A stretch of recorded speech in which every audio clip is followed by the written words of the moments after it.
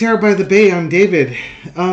So, for those of you who caught Gary and my little 20-minute cameo on Linda G's channel on Saturday, I'm recording this Saturday night at about 9:30 in the evening. I just recently got back to my house. Gary and I drove up and visited Linda up in her hometown and bebopped around there and went out and had margaritas. Devil card pops up. Nothing bad happened, really, and nothing bad happened. And then went out for dinner afterwards and met a friend up there and just had a great time just chatting with her. She's a really lovely person, and it was fun. It was a very fun time, and thank you, Linda, very much for your hospitality with that. And then, Gary and I went our separate ways, and here I am. I haven't looked at my YouTube comments all day today. I've been busy. And now I've got some readings that I want to get out for tonight so that you've got something at midnight Pacific time to watch if you just feel the need to stay awake for these things, or you can catch it on Sunday morning when you're having your coffee in the morning. All right, there's my public service announcement. This reading is going to be on Black jobs and Hispanic jobs. In the debate, Trump was basically... Here's a couple of things here.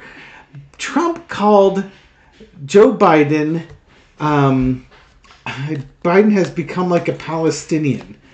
The context was they were talking about the war between Hamas and Israel. And the only one who wants the war to continue is Hamas, Biden said. Trump responded by saying Biden has become like a Palestinian. What exactly does that mean? And he said, and Trump later went on to say, actually, Israel is the one that wants to keep going. You should let them go and let them finish the job. Biden doesn't want to do that. He's become like a Palestinian, but they don't like him because he's a very bad Palestinian. I don't. What makes a very good one versus a very bad one in this context? Oh, he's a weak one. So he's bad because he's weak. Falls under the strongman thing that Trump always does. And then on Friday, Trump used the term Palestinian again in a similar way, referring to Chuck Schumer. Schumer has become a Palestinian because they have a couple more votes or something. You can imagine the Islamic groups are like, stop using this as an insult. That's racist. To insinuate that being a Palestinian is somehow a bad thing, as former President Trump did when he called President Biden Palestinian, reeks of racism and anti-Arab hatred. Yeah, you go. The other doozy that Trump had in there was saying that Palestinians were flooding, or immigrants are flooding the United States, taking black jobs and Hispanic jobs. To which the NAACP wrote, what exactly are black jobs and Hispanic jobs? So, Trump was loud and proud during that, and the Trump campaign has been trying to cultivate extra support amongst the black community and the Hispanic community. And he uses the same fear tactics. These foreigners are coming in and they're taking your jobs. They're going to take your jobs. They're going to take your women. They're going to take all your money. Remember, he's saying they were living in luxury hotels, and they're all going to get Social Security. So he's got the old people scared. He's got black people scared and brown people scared. And then, I guess as a bone for the white people that are poor, that these illegal immigrants are going to be staying in 5-star hotels while everybody else is in their trailer, knee deep in mud, wallowing around, trying to find a crumb of rice to eat or something like that. He tries to hit all these grievances. I'm curious if he went too far. That's what I want to look at. Okay, so come on in down. Let's take a look. The energy around Trump and his comments that he made involving the Palestinians and immigrants and stuff like that. What's the energy around this? Entertainment purposes only. Let's see what I can divine from these low-brow statements. 4 of Wands. Okay. This is, Again, the wedding card, there's somebody setting off fireworks outside. How lovely. And not even remotely close to July 4th.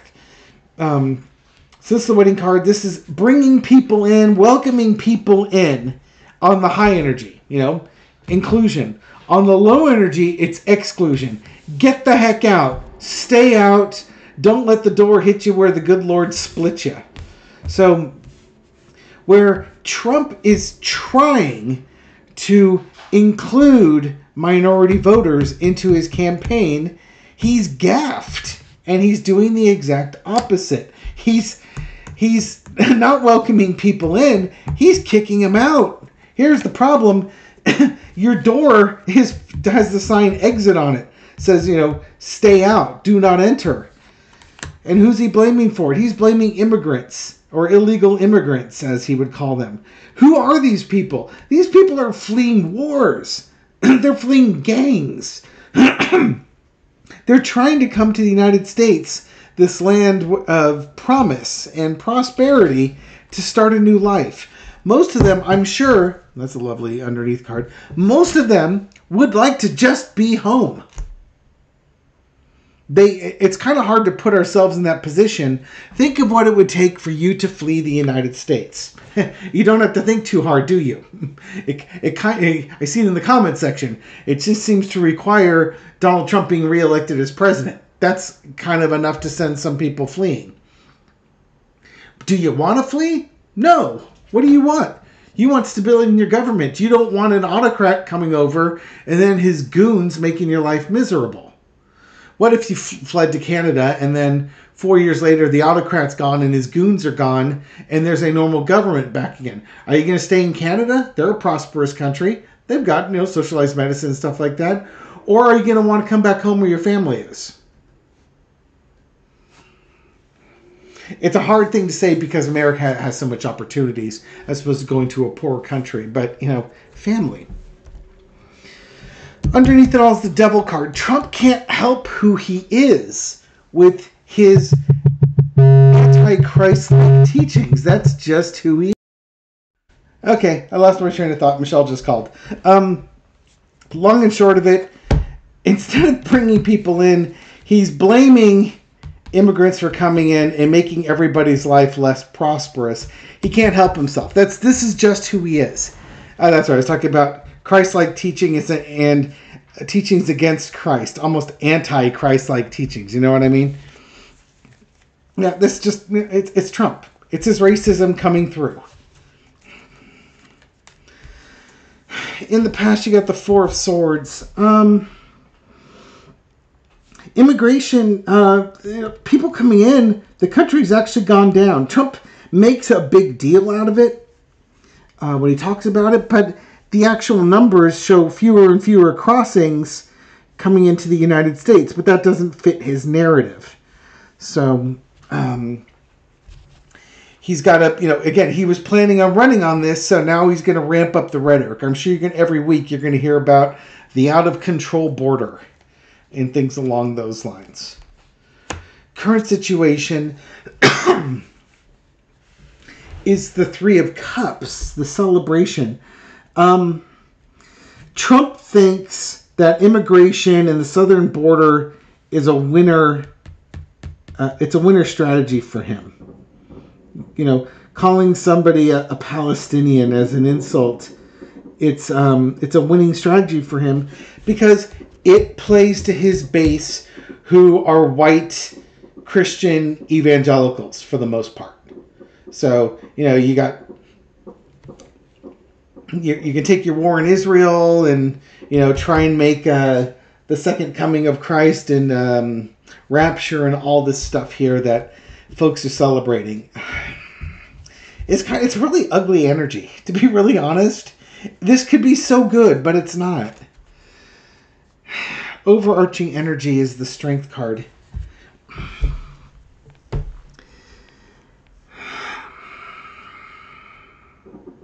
He thinks this is a winning strategy. And you know what the funny thing is? If anybody tells him this is not working, he doesn't want to hear it.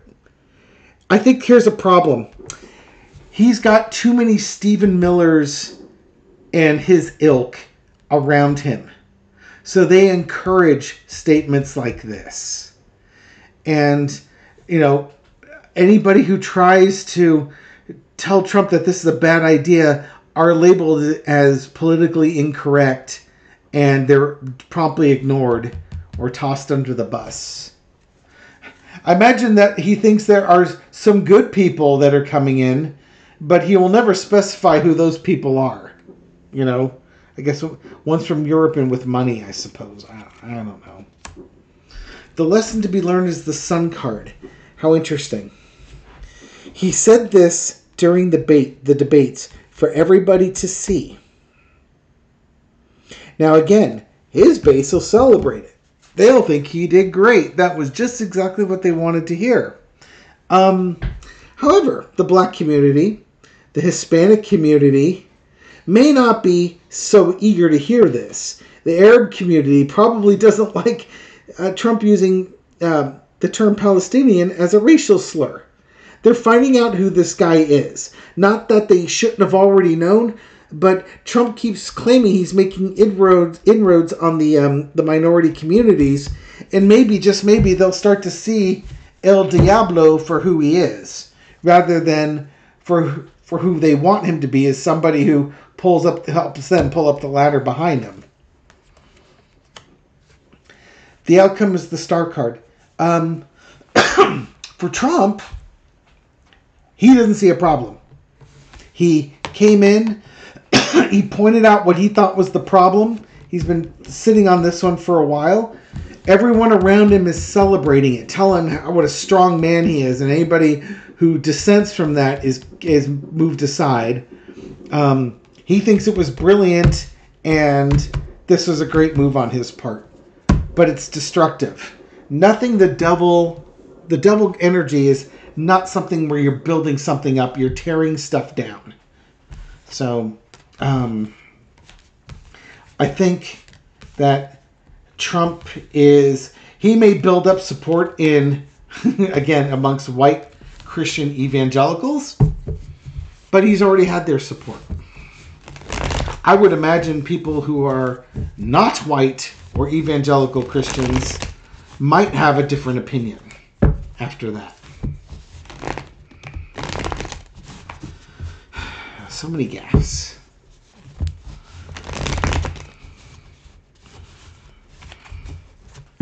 All right.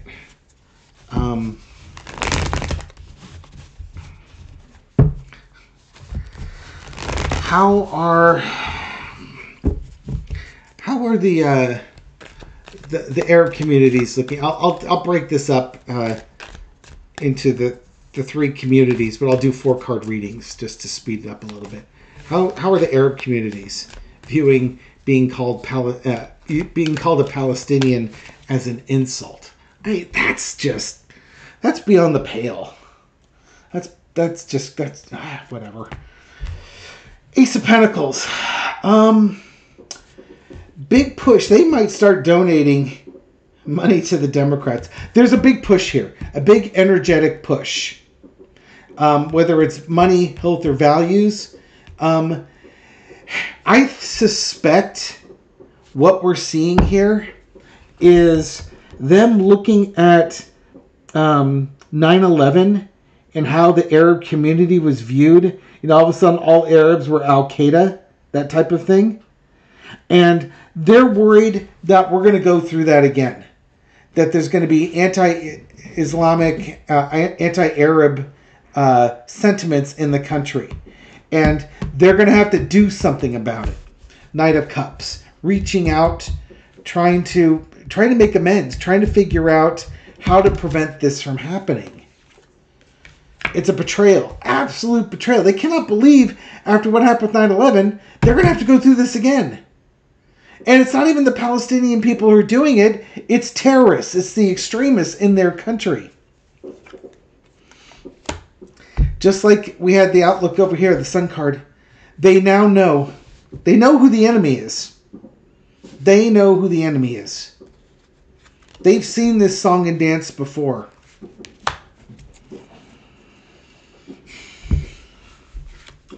Heartbreak and betrayal, the Devil card. I think, and then you've got the Knight of Cups.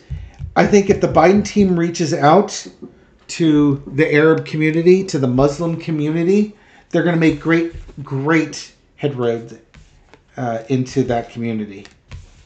Inroads, excuse me. They will make great inroads in those communities because they're going to see this.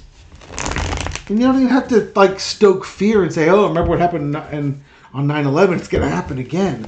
You don't have to say it. They haven't forgotten. All you have to do is be an ambassador, and that's one of the things that Biden does really, really well, is reaching out to people and bringing them into the fold. So I think there's an opportunity with the Arab community and the Islamic community for Biden to make some very good progress.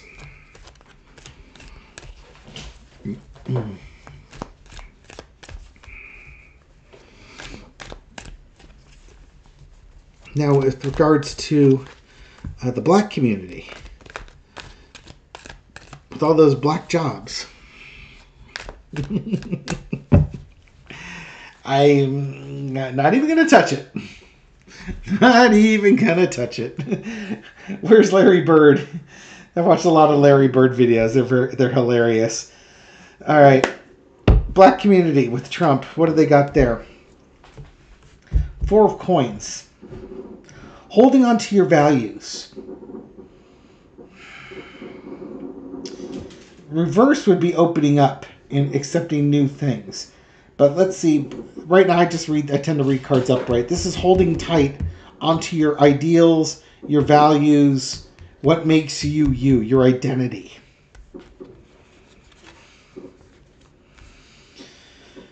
We got the government, or large organizations, the Strength card, and the King of Swords. And there's the Betrayal. Just like the Muslim community or the Islamic community, we got that same betrayal. You know, the black community is very tight-knit. They have to protect themselves. You know, they have to close ranks against the police and white privilege. And Trump was trying to get through to that. He might have undone. I think they might retract from him. Those statements that he was making that are being cheered on by his team, that's going to raise some eyebrows in their community, amongst their community leaders, starting with leaders in the NAACP. And I think the Hierophant here are big groups like churches and the NAACP seeing what's been said and wanting to take action. They may talk with Trump first, saying, what are you talking about? Could you clarify what you mean? I don't think the Trump campaign's going to have a good answer for this. The black community may not do anything yet, but I think they're going to follow up. They're going to organize, and they're going to follow up, and they're going to try and find out exactly what Trump was talking about here. Because on the surface, they're insulted. This, what are black jobs? I don't understand. I don't get it. If he said black businesses, it wouldn't make any sense. And maybe he was trying to say, I know he wanted to make excuses for him. I don't know what he's talking about. The dude's crazy. He is flat out crazy. But I think he thought it sounded good when he said it, so he just rolled with it. And that's tip par for the course with him. But let somebody else do the damage control. He just poops the bed. Somebody else has to remove it and clean the sheets and then explain to the staff that has to wash those sheets why there's a bunch of really nasty stains in there. Hispanic community. That's an interesting one because the Hispanic community, I think more than the others, are the ones that tend to pull up the ladder behind them. And if you're not familiar with that terminology, pulling up the ladder behind you, Clarence Thomas did this too, by the way, is when you take advantage of all the programs the United States has for minorities, for poor people, for handicaps or women or disadvantages or anything that gives somebody who's in a marginalized class they give them a leg up, give them a helping hand so that we can level the playing field out a little bit. People that pull up the ladder behind them take advantage of all those things, get a higher social status, and then they try to remove those programs like affirmative action. They try to get rid of them because that way they're at the top of the heap and other people can't get up to their level or even surpass them. It's kind of a classist type of thing. They want to be an upper class and they want others to be beneath them so that they feel like nobility or royalty or something along those lines. All right. I'm not saying it's exclusive. I'm just saying I've seen more of it in that community. And that's not to insult that community. It's my personal experience. Your miles may vary. Okay, Hispanic community. How did you view this? You're going to take those Hispanic jobs? 10 of Wands. I will say that when it comes to jobs that involve back-breaking labor, a lot of Hispanics have those jobs. That doesn't make them Hispanic jobs. That just means that these people are so dedicated that they will do those jobs. Remember that whole thing about DeSantis chasing away immigrants out of Florida? All of a sudden, buildings couldn't get built anymore because there were no roofers left to do the work. Construction dried up because no laborers were there. I guess they grow watermelons in Florida, and the crops were rotting in the fields because, guess what? White people don't want to do that work. Some will. Most don't. I think the one guy, I remember reading a story, he'd have some Caucasian folks come out there. They'd quit after a half a day. Wasn't worth it. And let's not even get started on slaughterhouses and other nasty things that the Hispanic community does. Backbreaking work. They do the backbreaking work. And then they're told they're not welcome. They're going to be, oh shit. Excuse me. They're talking about, they do this backbreaking work. What's Trump saying he's going to do when he gets in office? He's going to deport every single one of them. That is just, that's crazy. And that's what they're worried about. They're not even worried about the jobs. They're worried about the deportations. Underneath is the Page of Pentacles. It's being treated like second-class citizens. All their backbreaking work that they do for like below minimum wage and they send the money home, it's not the money they're going to be sending home. They're going to have to be forced out of the country. The Empress card is in the past. This is not Hispanic people living in luxury high-rise apartments on Social Security, hanging around eating bonbons all day. This is the work that they do that makes our lives comfortable. Makes our lives easy. The other thing is this woman's pregnant. So the other thing Trump hates is chain migration. Somebody comes into this country, not a U.S. citizen, but they give birth in the citizen, so the kid's a citizen, and then it makes it easier to get the parents to be citizens. Which is exactly what Melania did with her parents, by the way. But that's different because she's white, right? Oh, I forgot she's a genius, too. Current situation. Who's doing all the work? Who's doing all the labor? Getting, again, underpaid for what they're doing, and they do all the hard work. They do the heavy lifting. And you're kicking them out. El Diablo over it all. They're not going to be real happy with this either. I'm sure the Hispanic population, if they didn't have to pick crops and if they didn't have to work slaughterhouses, they'd be thrilled to death that there were other jobs, better paying jobs for them that weren't backbreaking. I'm sure they'd love it. Nobody wants to do these jobs. They do these jobs because they're available. And it gives them money that they can live off of and send back home to help their families. And speaking of families, there we go. Families celebrating, families reunited. They don't want to be forced out of the country. They want to do an honest day's labor, get an honest day's pay, help their family out, maybe even one day go back. Go back to their home country. But it's not safe in their home country right now, so here they are.